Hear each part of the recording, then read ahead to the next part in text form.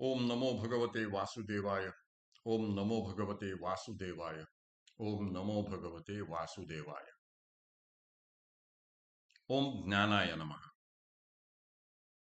सार्थ ज्ञानेश्वरी दिवस 39, अध्याय दुसरा, सांख्य योग। श्री गणेशाय नमः।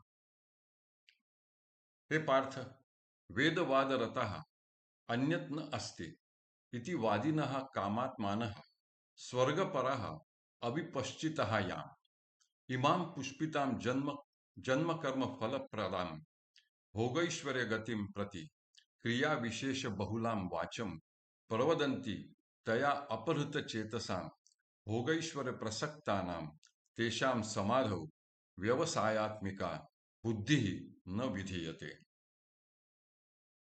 हे पार्था, वेदांच्या अर्थवादातच आसक्त झालेले स्वर्गादी फल देणाऱ्या कर्ममार्गासारखे दुसरे साधन नाही असे बोलणारे, कामस्वभाव झालेले व स्वर्गालाच श्रेष्ठ पुरुष समजणारे असे अविवेकी लोक ज्या या फुललेल्या वृक्षासमान असणाऱ्या व जन्म हेच कर्माचे फल देणाऱ्या भोग व ऐश्वर्य यांच्या प्राप्तीसाठी जिच्यात अनेक प्रकारची कर्मे सांगितली आहेत अशी वाणी बोलणारे व त्या वाणीने ज्यांचे चित्त हरण केले आहे अशा भोग व ऐश्वर्य यांच्यात अत्यंत आसक्त झालेल्या अविवेकी जनांच्या अंतःकरणात निश्चय स्वभाव अशी सांख्य योग बुद्धी प्रकाशित होत नाही।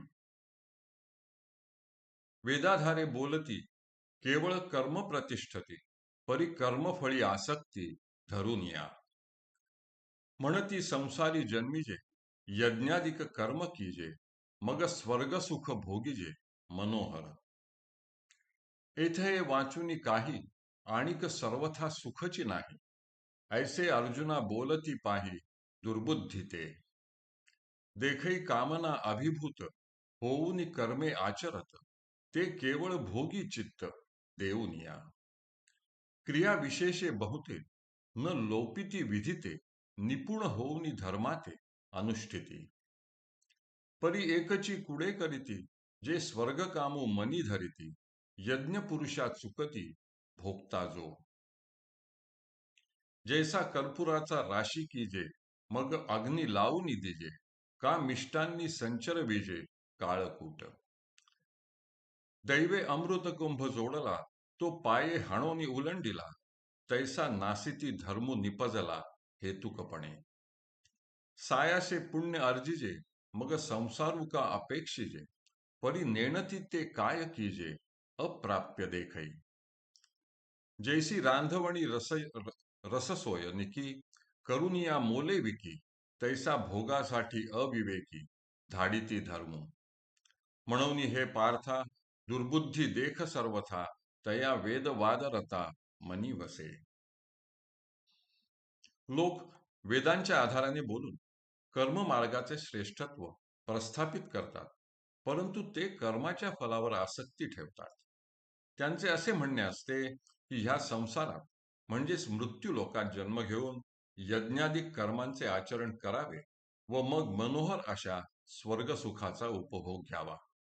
अर्जुना, असे दुर्बुद्धी प्राप्त झालेले लोक नेहमी असे म्हणतात की येथे म्हणजे या संसारात सर्वथा मनोहर अशा भौतिक सुखा वाचून आणखी दुसरे सुखच नाही।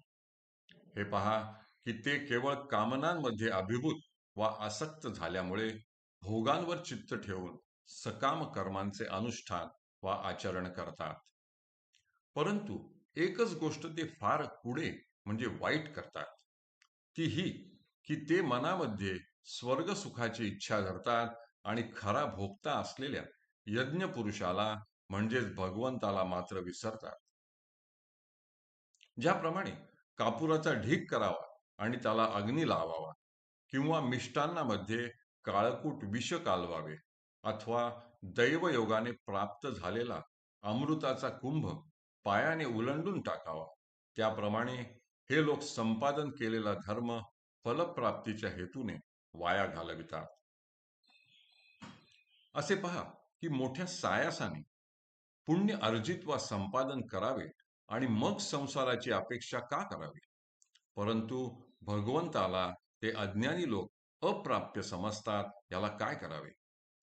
ज्याप्रमाणे रांधवणी म्हणजे उत्तम स्वयंपाकीण, रससोय म्हणजे उत्तम स्वयंपाक बनवून मोल घेऊन तो विकते, त्याप्रमाणे हे अविवेकी लोक सुखोपभोगांसाठी आपला धर्म गमवितात.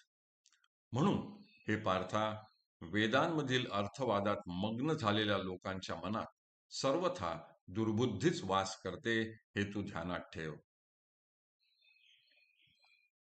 हे अर्जुन, वेदाः त्रैगुण्य विषयाः त्वं निस्त्रैगुण्य निर्द्वन्द्वः नित्यसत्वस्थः निर्योगक्षेमः आत्मवान भव.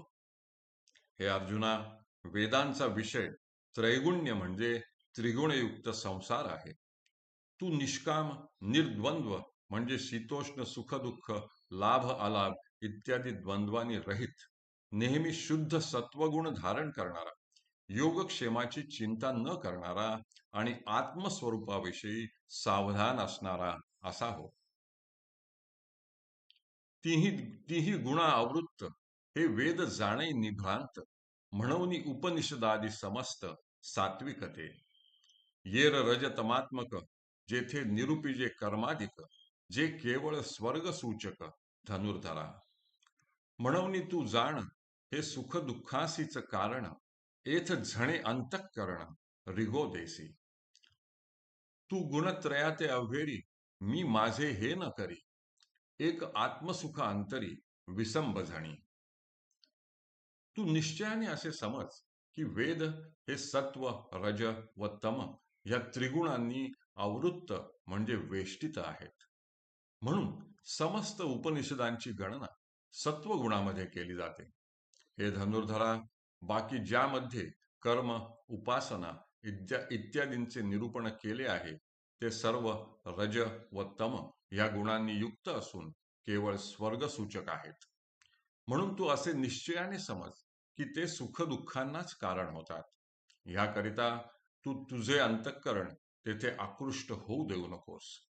तू ह्या त्रिगुणांचा अवहेर कर आणि मी व माझे असा भाव निर्माण करणारी अहम ममता सोडून अंतःकरणात आत्मसुखाचा विसर पडू देऊ नकोस. हरिः ओम, हरिः ओम, हरिः ओम. हरये नमः, हरये नमः, हरये नमः.